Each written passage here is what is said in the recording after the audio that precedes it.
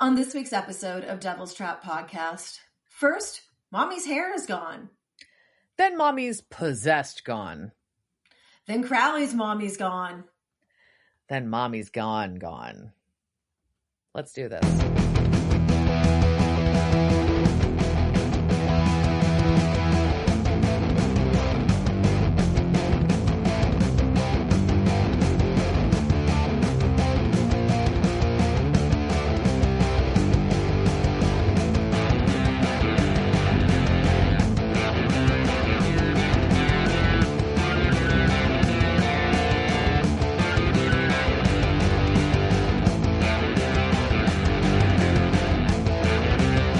Welcome to this week's episode of Devil's Trap Podcast. I'm Diana. And I'm Liz. And we're going to talk about Season 12, Episode 3, The Foundry. We are the Foundry. We're foundering our way through the end of 2025. How have you been handling the end of the year? It's a weird one, man. I don't know. I had a very busy, eventful week leading up to this, and I'm in the holiday spirit. I'm doing all the holiday things. I've done all the baking. I'm doing cookies and stuff like that. And now I'm just getting ready to get a new knee. Which is exciting. Which is exciting. That's my big end of year. Ta-da! So yeah, how about you, Liz? Oh, I've completed, I think, all of the required present acquisitions, because there are just some things that are required.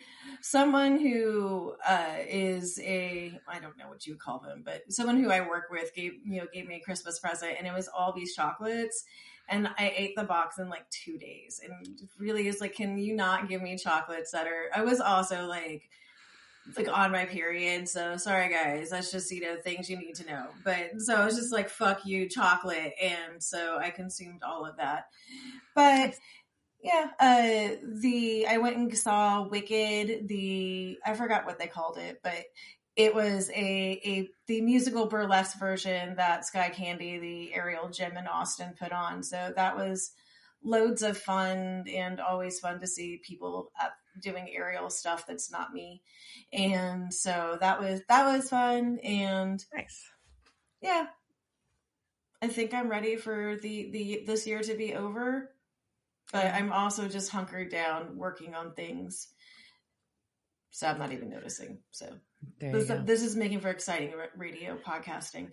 So I am also, as I'm learning to chainmail, I've been binging Fire Country, because I watched an episode of Sheriff Country, and then I realized it didn't make sense some things didn't make as much sense unless I watched Fire Country. So I had to go back and watch that.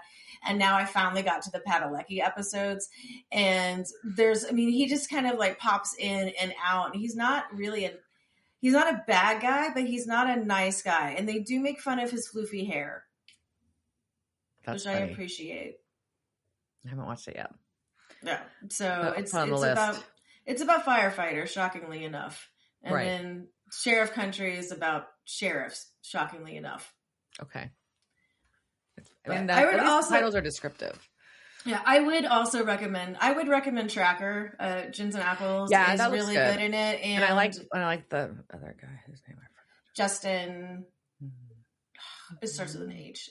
But he is also very handsome, and I can't imagine like being in a room with the two of them. I'd just be like, I don't know if I'd be able to speak. Justin Hartley. Yes. But the episodes are also, they're kind of like Monster of the Week. They're just not monsters. Right. So it's episodic, and, while there are some through lines that carry through, being like, Jensen plays Justin's brother. Right. So there's like, those things are going on, but you can kind of jump around. It doesn't matter that much. Nice. I recommend it as you're recovering from your knee surgery and all the things that you're going to watch. I'd recommend. Those are good. Whew. Yeah, that's on the list. I think that one's higher on the list. I want to watch Tracker for sure, because I like Justin Hartley too. I'm not mad at that. No. At all. Oh, goodness. Well, let's talk about this episode. What's going on? So the Foundry, the name, the writer of this, who is Robert Behrens, like just said that it was personal and didn't say what it meant. So, but I mean, it's also a Foundry, and so he was the writer of this. This is his first episode this season. We're only on episode 3. Yeah. So this episode aired October 27th, 2016, and was directed by Robert Singer. And his first episode this season, but putting him on it, means it's probably a pretty important episode. And so we start off with our recap, and in every recap this season, you're just going to have to watch Sam's feet getting burned. I think no matter which way it makes you feel, and it does also the Vince flashback includes a line that Lucifer and Jen didn't say. She says, "We can heal your sister Wendy," and that wasn't in last week's episode. You're right. It was on. It was on the cutting room floor, but now I got put back into this. Interesting. Isn't that interesting? It is. The other thing we see, and that's that we haven't seen in a while, is possession of a person by a ghost. So that's a good, hint about the episode contents too. So yeah. Yep. All right, and we open in St. Paul, Minnesota, and we've got this couple leaving a restaurant, and they are both rating it immediately because they both have different hot takes on the avocado toast with quail egg. He thinks quail egg on avocado toast is genius, and hard disagree. Go fuck yourself with your quail egg. And so they argue about the rating that they're going to give it, and then there's also talking about, so this is a neighborhood that's obviously on the rise, right? And so they're talking about how they should have bought there. Yeah, and then they hear a crying baby from the one abandoned house that's there still, so it's the property, and he's just like, the dude's like, it's just squatters or crackheads there. What the fuck? And she's like, no, you need to call 911, and I'm gonna run in this house right now by myself. Which seems questionable, but okay. But I also get it. So she gets inside. So Nat is what he's calling after her. And inside this house, she's like looking for a baby, and she doesn't even have like her cell phone like flashlight on or anything. It's really scary. I don't like it. And anyway, she finds a creepy crib with a creepy light flickering above it. And there is a creepy doll in the crib. Because, of course, there's a creepy doll in the crib where the baby crying sound is coming from. But the way they zoom in on this baby is so fucking funny. And, like, I have a clip because it's just like, da-da, like, and they, like pan in, like, they zoom in, like, really hard on this baby, like, a few times as, like, strong, like, dong, music goes. It's so stupid, and I love it. But it's really funny. It's a lot. And then there's something else in the room, and her dude shows up, and then the door locks. They get locked in this room. The door slams shut and locks them in, and then they're screaming. But they're just going to die by this baby doll. Yeah, it's awful. I don't like it. Anyways, which I also do as this episode goes on. I have like a question because I don't know. Anyways, I don't really get. There's questionable things in this episode. It's not really like, so doesn't really match up with the end, but okay. Particular some canon. So anyhow, so we go from dying with laughter over that baby doll to the bunker where Mary is reading John's journal and looking a little upset in the middle of the night because she can't sleep. And Castiel interrupts and informs her that angels don't sleep. Don't need to sleep. So she's like, yeah. Sometimes they sleep in this fucking show. I swear. Like, they slept with Hannah. The hell? Maybe it's that they don't need. Maybe it's that they don't need sleep, but they can sleep. I don't know. Okay. He rests. I know sometimes he's in a goddamn bed. So anyhow, I don't know. So she's gonna try again to go back to sleep, but she stops to ask Cass how long it took him to feel like he fit in on Earth, and he's like, "I'm not sure. I'm still not sure that I do, but you do." And she's like, "Not sure about that." So she's gonna go in the bathroom. Yeah, and do what women do when we get upset. And also I want to say, girl, I was bored on this timeline and I did not get pulled out of heaven and I don't feel like I belong here. So like get over this. But she already has bangs. So she's like, and she doesn't have any hair dye. So she goes for the next best thing, which is just going to be, I'm just going to cut it all off. Yeah. With these shitty scissors that I found, which are not meant for cutting hair. And so the next morning in the kitchen, Sam and Dean are discussing the British men of letters over breakfast. I'm so proud that there is no booze on this breakfast table. That's true. Yeah. And Sam has found an old letter that he's very excited about from the British, with an exchange between the men of letters and the British men of letters, except for the fact that it's mostly redacted, which is not as helpful. And Cass is like, by the way, I'm going to Cleveland because I've got a lead on Lucifer. There's a report of a guy with his eyes flaring red. He's just really about to Irish goodbye them. He's just like, see ya, and just like walking out the door. And they're like, wait, what? And he's like, well, Lucifer's free because of me, so it's my responsibility. And he's like, look, I'll call you if I find him, but you're needed here. Hint, hint, hint. Cue Mary. Yeah.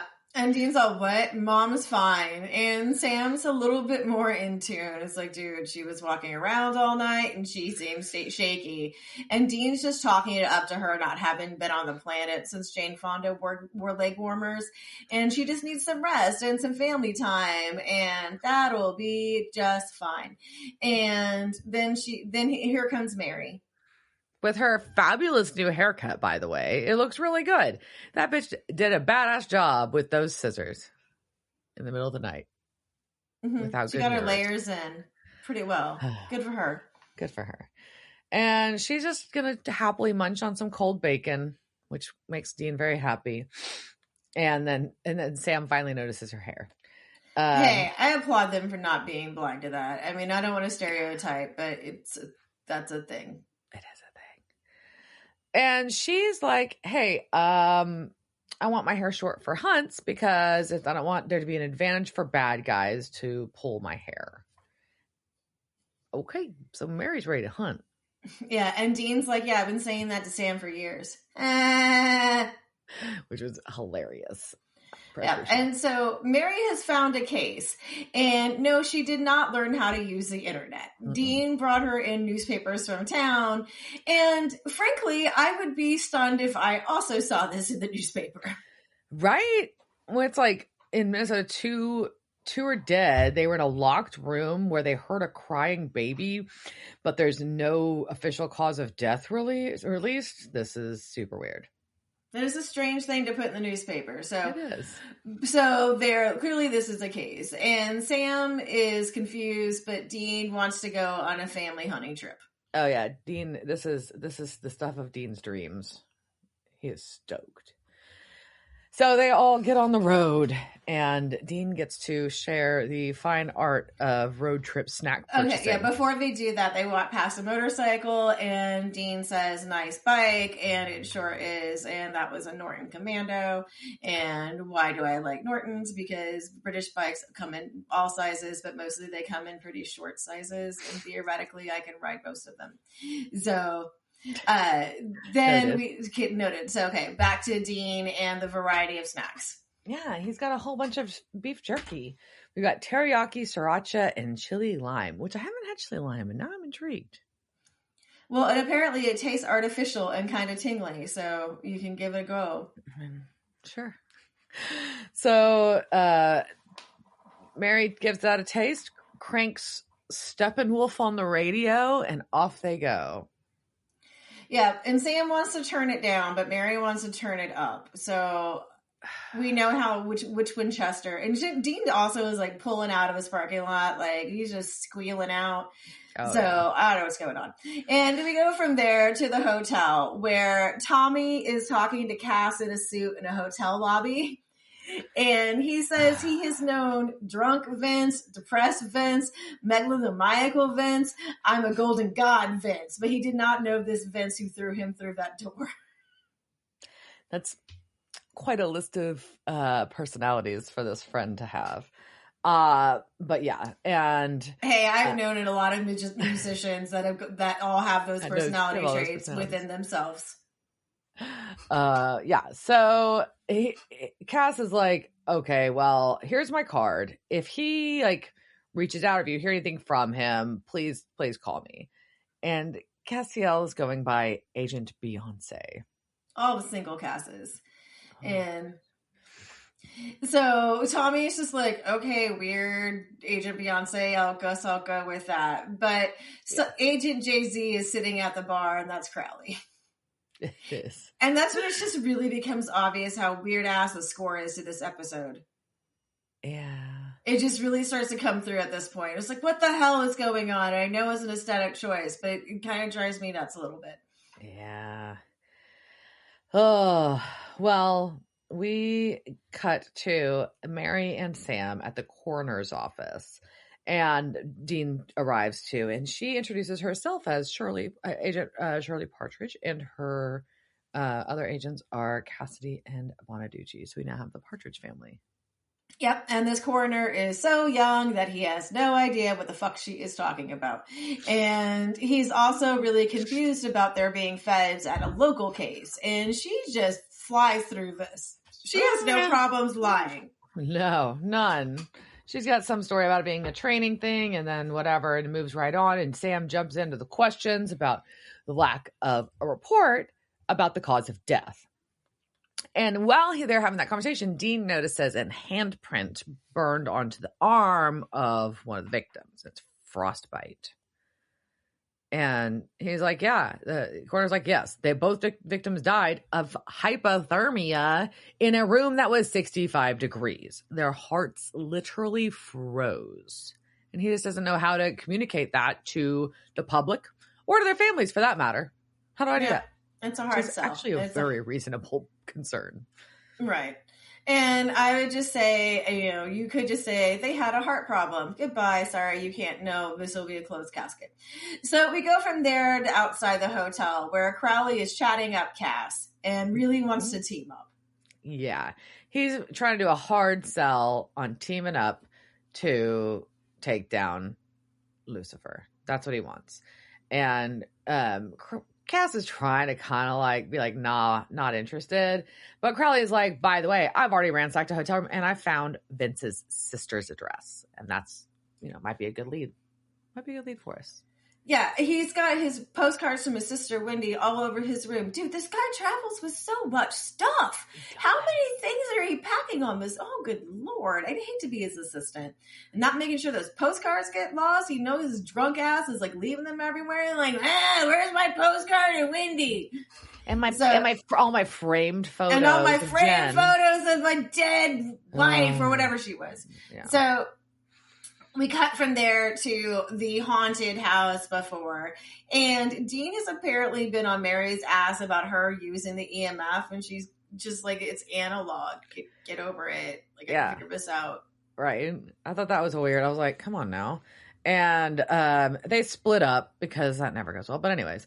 And she gets a really strong reading on the EMF. And so she finds the crib room first. And the light flickers. And she sees the fucking baby doll. And the door fucking slams.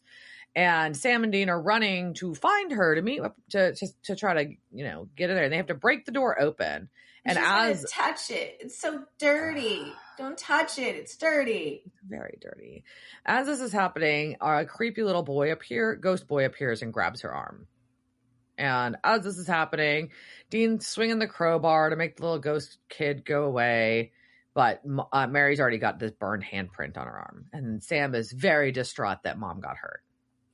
Yeah, and so when they leave, they decide to leave the baby doll behind. They don't have a conversation, but nobody talks about it. And they just zoom in on that doll some more. And then they leave. So clearly, if I was them, the first thing I would do would be smash that doll. That would just be my first instinct, but that's just me. So we go from creepy doll to the motel, and the boys are hacking away. Yeah. Yeah. And at the motel, she's like, well, we just need to go start knocking on doors. And Dean's like, wait, what? And Dean's like, wait, yeah, we do that sometimes, but not very often anymore.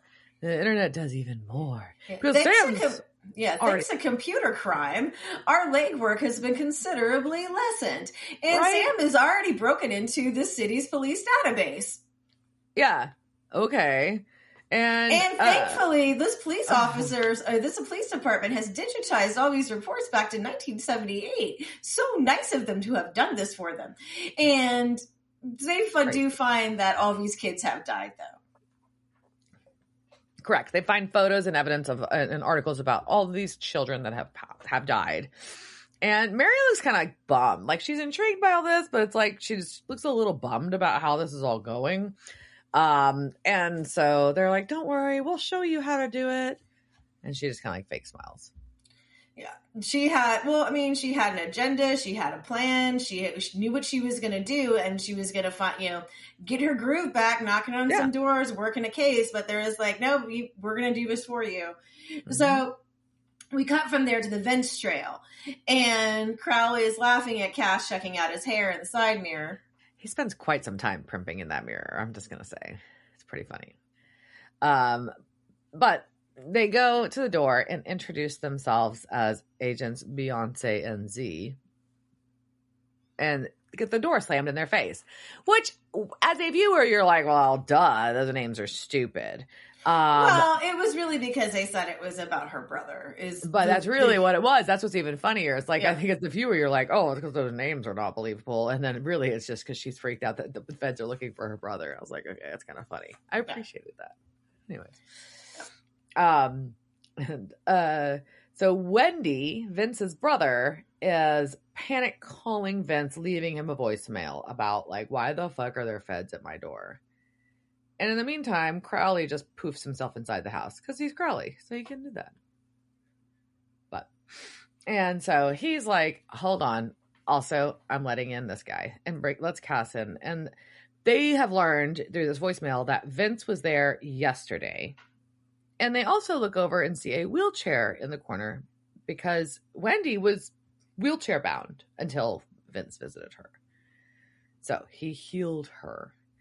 And Crowley's like, he gave you a gift. I'll take it away. And he's about to snap his fingers and make her like paralyzed again. And so Castiel stops him because that seems a little mean. But anyways, so Cass starts to explain that was not her brother Vince. It was something very old and evil, and that they don't want to hurt. They're not trying. They're to hurt, like try to hurt Vince. They want to help him. And she's like, look, he just showed up out of the blue. And he fixed me, but it was really cold, so it was kind of weird. And it was, it was just odd. And he had this groupie friend with him, some quote redheaded broad. I wonder who that could be. Outside, Crowley proposes that they go to Vince's cabin, where he wrote his greatest record, Serpentine, and Theater of Mercy. And Cass is like, wait a minute, did you forget to tell me about Rowena? Yeah, because this means that, it was a little, a bit embarrassing, but Crowley admits that Cass was his second choice. He actually got Rowena to help first with the Lucifer mission, but they didn't do such a good job on taking him out. So here we go. And Cass is like, is this just a mission to save your mom? Basically, Crowley is not thrilled. No, but he also points out that it's really bad that Lucifer has a really powerful witch with questionable morals. Yes, that is a problem. She is willing to offer services to the biggest bad to save her neck. That's, I think, basically how he phrases that. Which is accurate. So we cut to the cabin, and then there's a really pretty 1957 Chevy pickup out front. But we find Vince has Rowena in a really cute, like, business suit looking outfit. I don't like it. Anyways. And she is chained up. Well, I feel like that was kind of where her vibe when she was, the last thing when she was wanting to become a Boca Raton Republican, drinking martinis. Yeah. But she's also managed to keep her straight hair, which instead of going to the curly, and it's so cute, and there's no frizz, even though any of this is going on. Which is, he wants to know if she has any beauty spells in her head. I'm like, look at her. She doesn't need beauty spells. She's fucking Rowena. So he's like, look, somebody's got to help my vessel from like falling apart here. This is fucked. And she's like, what, you want me to make it permanent and something strong enough to hold you? Is that what you're asking for? And she's like, and he's like, well, yeah, but she's like, yeah, but I don't have the Book of the Damned anymore. So sorry. And, anyway, so he's like, whatever, you don't need that book. And by the way, if you're too good for that, you don't need that. You can do it on your own. But also, if you don't do it, I might just snap your neck and rip your head off. And this time I'm going to rip your head off and you're not going to be able to come back for it. So it's very violent. Yes. Yeah. Yeah. So back in the motel, Sam has found the Scandinavian Mylings, which he says are vengeful spirits, children spirits. Their cries to help lure adults to their death. But he doesn't find anything about frozen hearts. And he says, we all know lore isn't 100%. I mean, maybe yours isn't 100%, but mine is. So here is lore.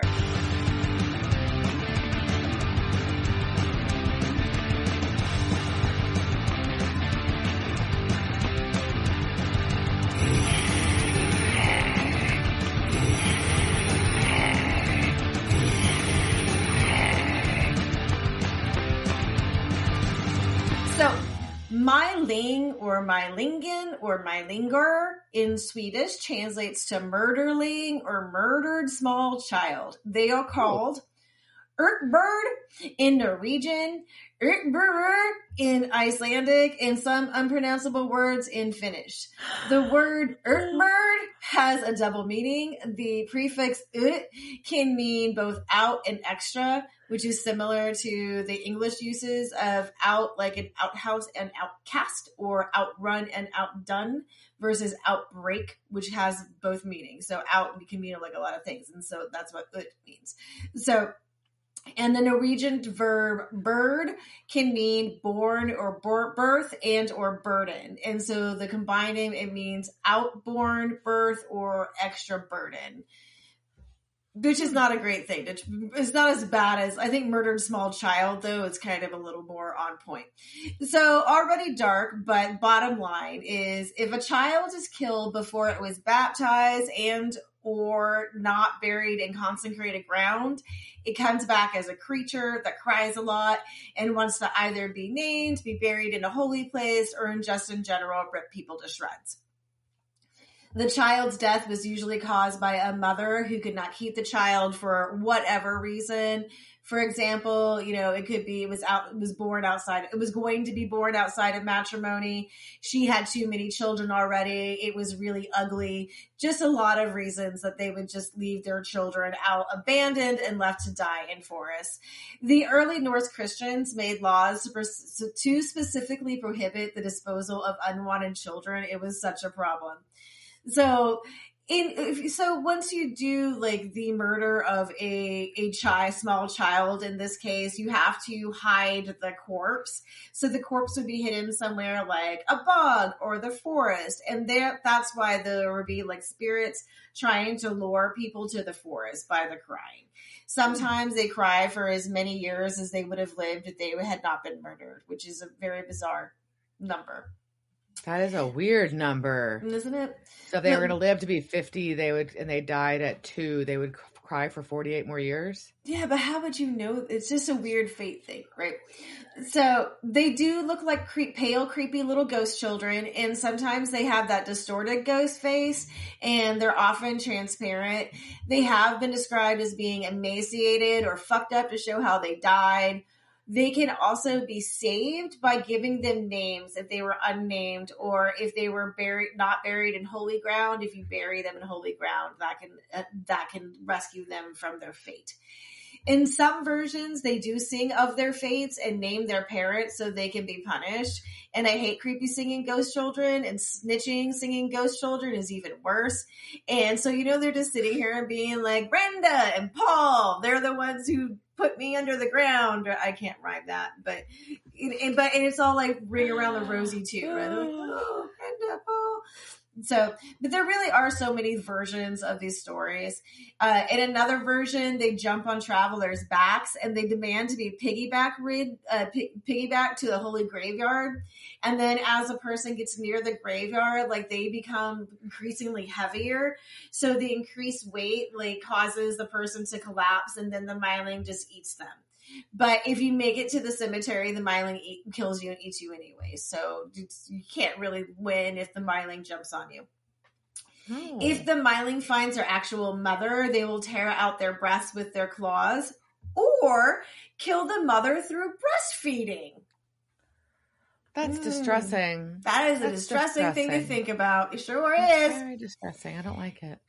And the last tidbit about these creatures, if the mother I've got two more. So this one, if the mother marries when the wedding dance starts, a voice will come up through the floor. Vessels are narrow, legs are long, and I want to dance again. Then the ghost child rises from the floor and dances the mom to death. What? I want to dance again. No. Fuck that kid. Like, I would just be like, yeah, no, that poor ghost child is getting kicked across the room. But, okay, so one last thing, there's another kind of version of these things called the Natra Minar. And that is, instead of turning into ghosts, the dead children turn into ravens. And they're only visible at night. They fly west to east, and they never get closer to the ground than the height of an ox. I'm not sure which ox is the standard ox height, but that's as low as they can go. And they sound like an old wagon wheel creaking when they fly, which I just think is... And there's also a picture in a book of like this raven with like a little child's head, and it's very terrifying. That's distressing too. There's also so it's like a raven with a kid's head, with their kid's but head. that only flies like 4 feet above the ground. You know, like, it's just like that's like next to your car, right? So it's just like you're driving at night, you just look over and you just see this little right child next to you, the kid looks at you, flapping his little wings. That's terrifying. It is terrifying. Holy shit. Yeah, those are the Mylings, and that's what Sam thinks that these little creepy that's boy what's happening is. Here. Yeah. Ugh. Yeah, I don't like that.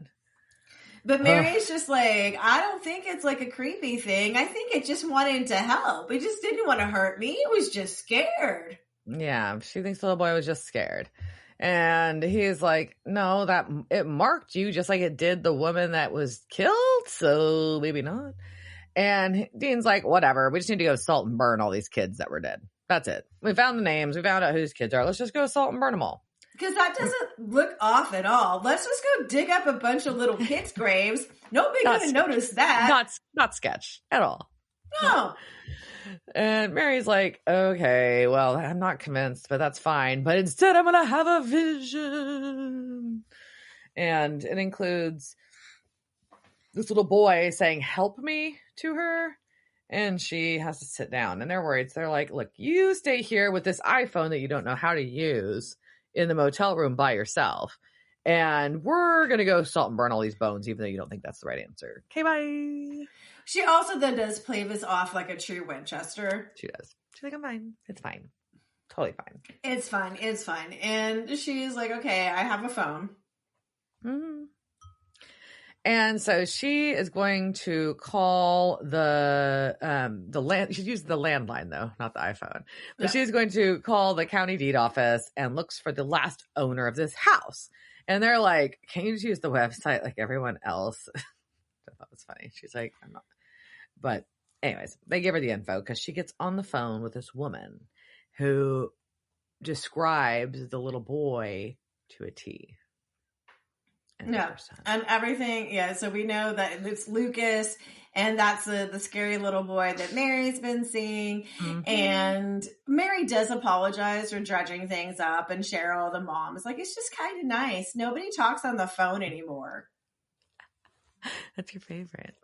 It's my favorite, not talking on the phone. So, but either way, and yeah, and then the woman's like, the mom's like, I just never understood how Lucas got so cold. I don't know what happened, but apparently Lucas was very cold, and that's when he died. Yeah, so basically, like, he almost like he got so like cold, ghost cold or something, right? So it's like, Yeah. okay, we still don't really understand what's going on. Mm-mm. And so we go to the cemetery where the boys are having the moment over burning a child's corpse. Yeah, and it's Lucas. It's Lucas's bones they're burning Hopefully, now. like, he's all boned out and not all fleshy at this point, but still, it's like, it's a child. Ugh. And so, but no, that doesn't seem to affect him that much. And so, but Sam is worried. Yeah, Sam's worried about Mary, and Dean is not. He's like, whatever, this is a good thing. And Sam's like, no, she's obviously struggling. Duh. And she's just throwing herself.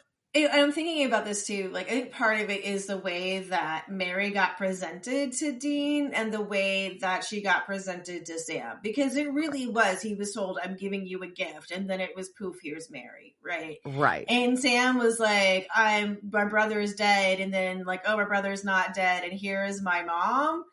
So yeah. I think they like probably have not only just the expectations of Mary, but I think just kind of like the Dean views this automatically as a gift, and Sam is just like, I'm looking this gift horse in the mouth.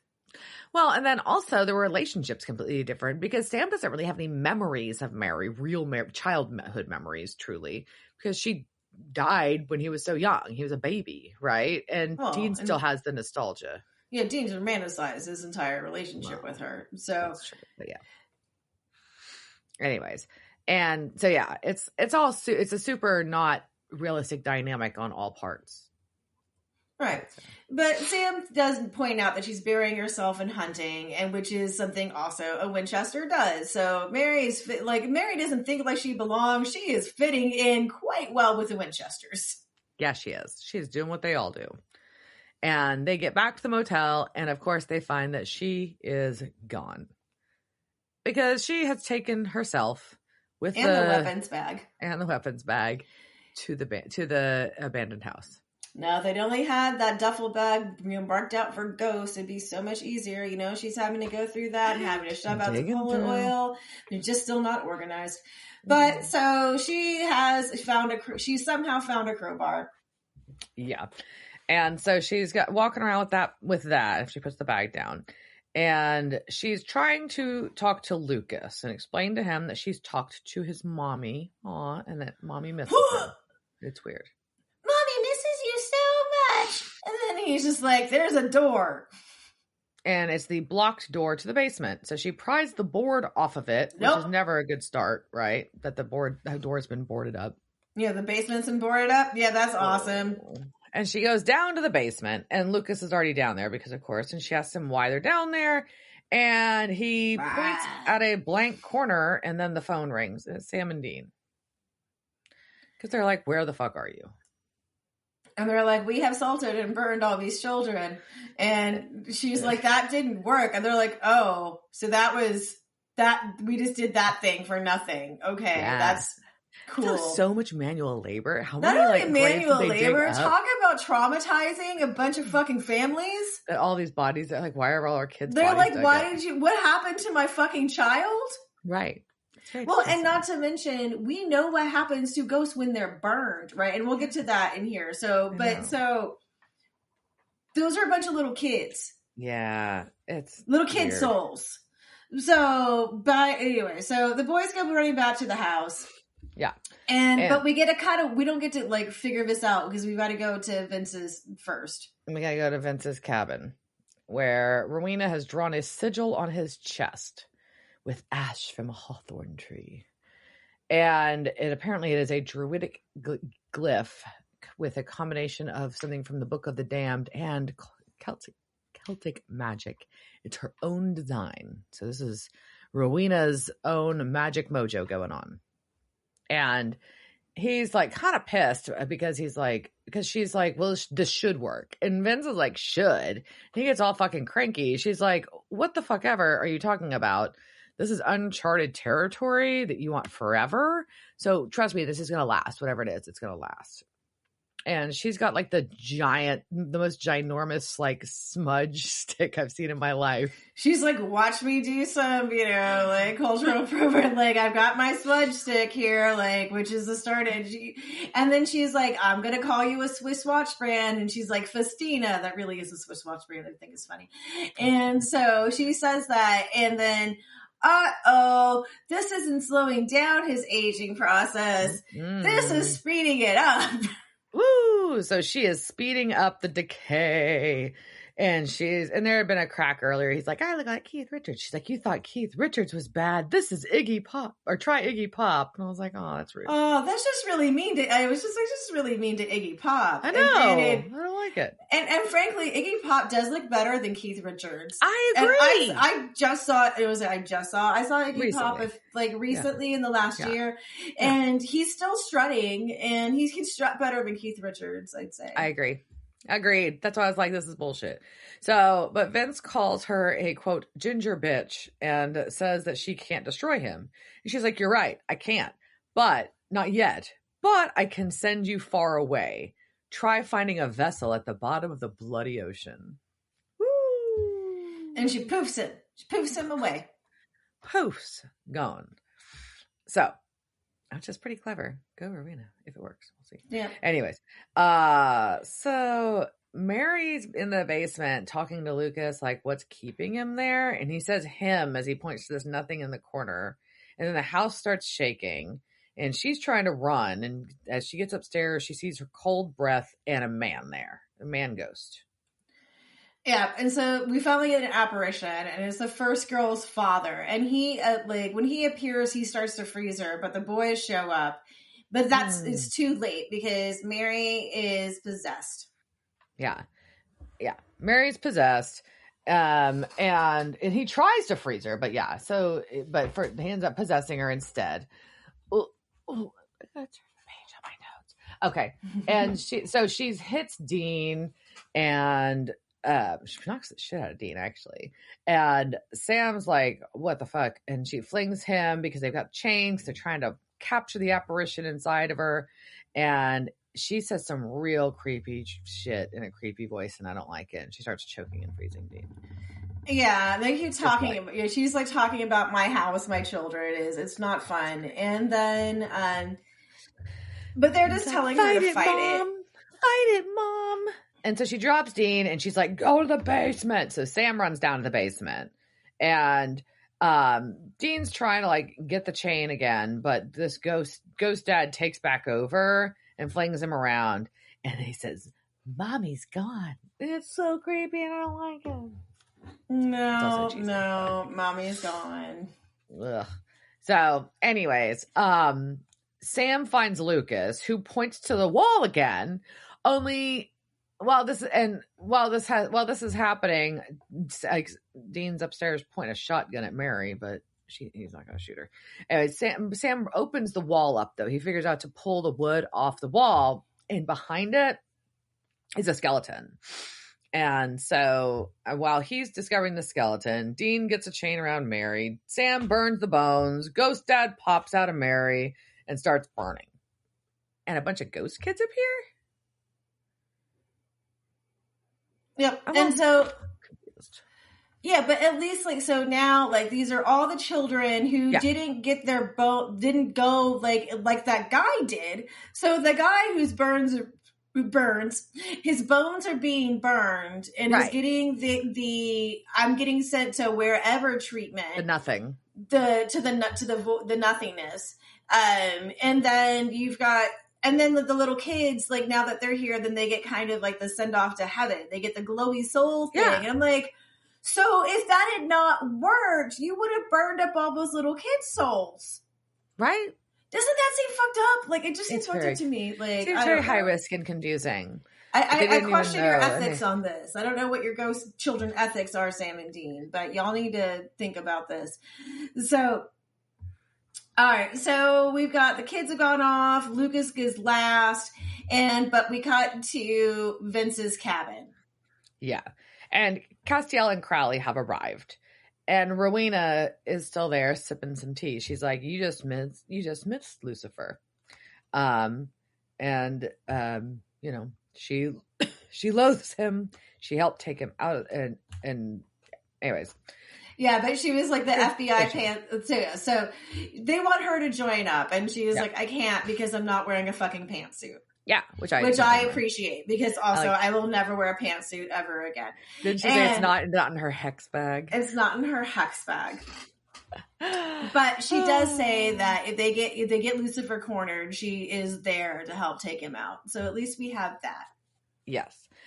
So back at the bunker, Sam, Dean, and Mary are talking, and Dean apologizes for hijacking and then sidelining Mary in her own case because she kicked ass. And he's like, "You were right, the kids were innocent." And she's like, "Yeah, but you also had to save me." I don't know. So,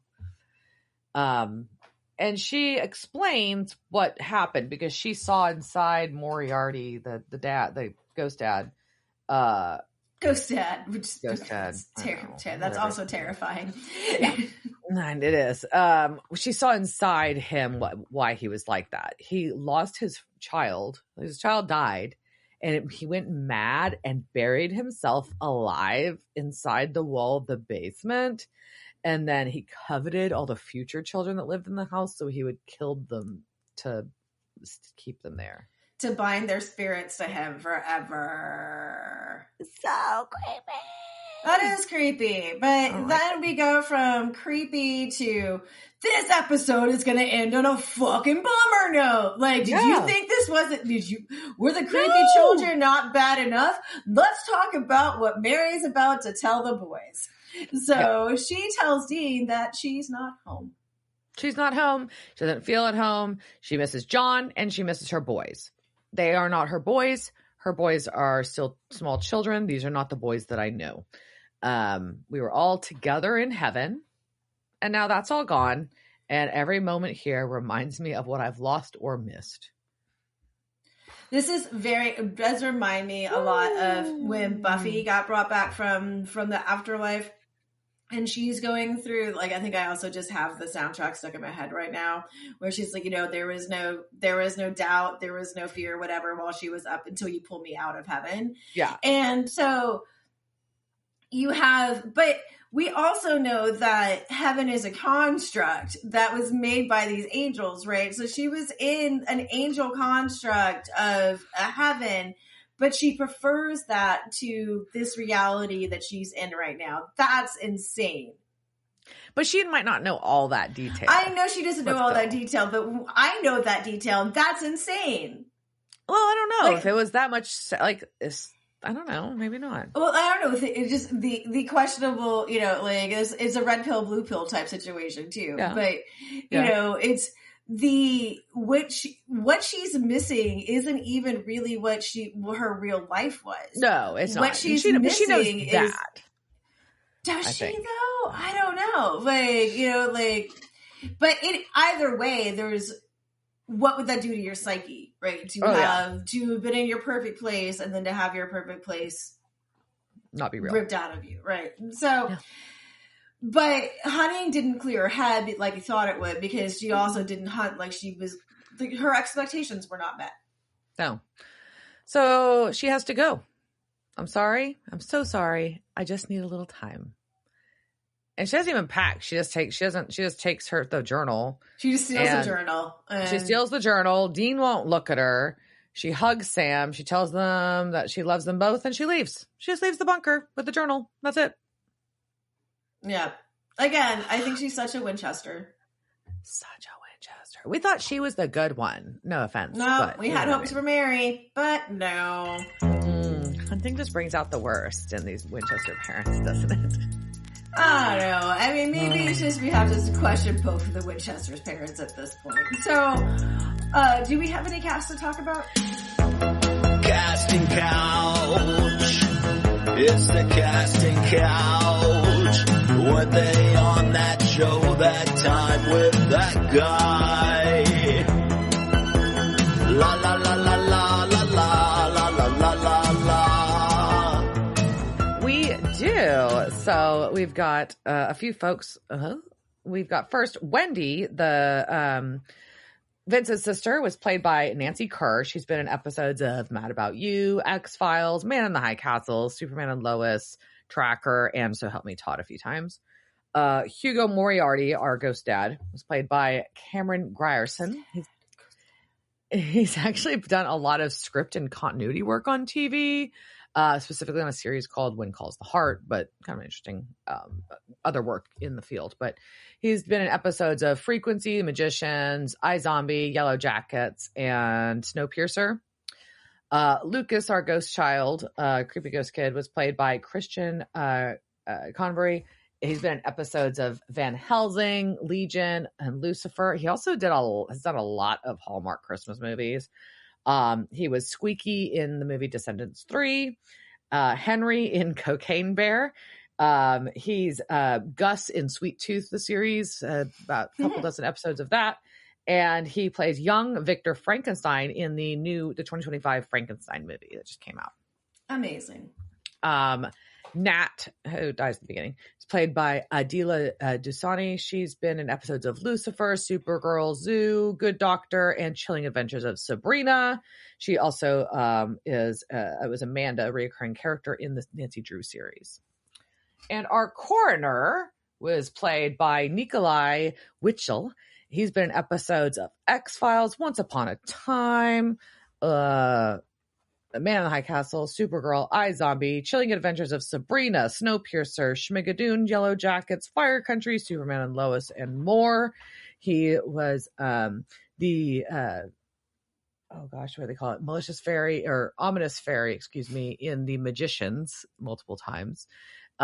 He was in Orderly Fry in Deadpool 2. He's Rudolph in Welcome to Marvin, the movie, and the Dr. Curdle in Riverdale for over a couple dozen episodes. Woohoo. Yeah. Very cool. Yeah. So, yeah, like I said right before, this episode, quickly, not that it wasn't already a bummer, like it wasn't. Ghost kids. I feel and it's kind of like the whole dynamic is so awkward with them all hunting together. But the score?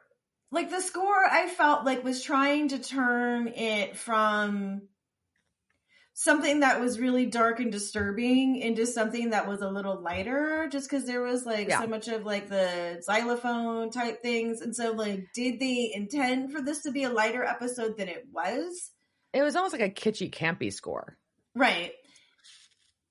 I don't know. And then so then we do that and we get the partridges, right? So Are they trying to, was it supposed to be campier and funnier than it ended up being? I think so, because you got the partridges, you got the Beyonce, you got the zoom in on this goofy ass creepy doll. So you think the zoom in on the baby was supposed to be funny? I mean, it had to be, right? I mean, I thought it was creepy because the scene was set creepy and I'm a fucking wuss. But I think it had to be, and because it was kind of really, when they showed it, I was really, especially the second time, I'm like, okay. The fact that it kept going back there, right? And so, yeah, I don't know. I didn't see any, I'll keep looking. I didn't see any commentary from either Singer or Barron's on this, but maybe there's something in there that explains what, but if they were trying to do that, I think it failed. Yeah, because it didn't quite hit the mark, because it was still it was still kind of like a bummer. You got fucking dead kids, and you got dead kids' bones being burned, and then you've got mom being fucking left behind in this awkward ass dynamic, and then she leaves. It's well, this is kind of fucking a bummer, man. I just haven't. Well, I think it's also, I don't know, comedy on the show is hard when Sam and Dean aren't really participating, when they're not really they weren't really the main character. I think there's a number of reasons maybe why that it didn't land beyond just, the script wasn't, the script was it. I mean, I kind of feel like maybe some stuff was cut. Yeah. I'd be interested to see what was cut out of this episode. I think that would make a difference. Yeah. But it ends with, we'll see what happens. Mary is off on her own. Rowena has gone off on her own again, but she's fine. She's always got her stuff on par. And we've got Crowley and Cass are still paired off doing their thing, so that should be a fun team adventure. That dynamic duo. That is a dynamic duo. Okay, anything else to say on this? No, that's it. All right, cheers, jerk. Cheers, bitch. Devil's Trap Podcast is a Don't Get It production. Meow.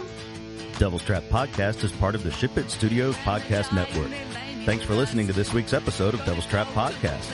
You can follow us on Instagram at Devil's Trap Podcast, Twitter at Devil's Trap Pod, or you can email us at devilstrap@devilstrappodcast.com.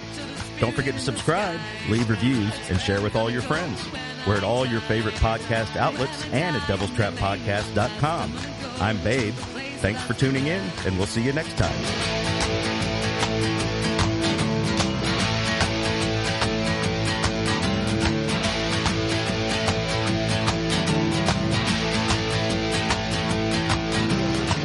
Going up to the spirit in the sky. That's where I'm gonna go.